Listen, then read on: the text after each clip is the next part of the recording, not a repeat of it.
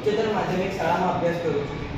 સરકાર શ્રી દ્વારા આયોજિત SSIP યોજના હેઠળ અમે એક પ્રોજેક્ટ તૈયાર કર્યો છે જેનો સેક્ટર પર્યાવરણ છે.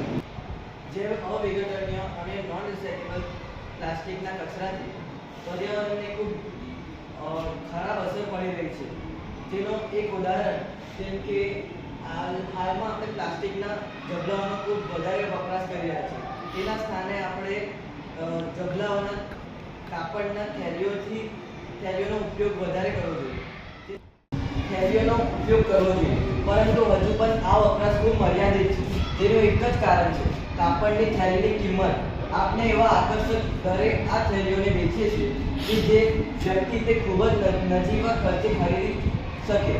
પ્લાસ્ટિકના ઝબલાઓની આ સમસ્યાથી છુટકારો મેળવવા માટેનો આ એક ઇનોવેટિવ આઈડિયા છે કે જેમાં સ્ટાર્ટઅપ અને રોજગારીનું સર્જન બંને બાબતો સાંકળીને લેવામાં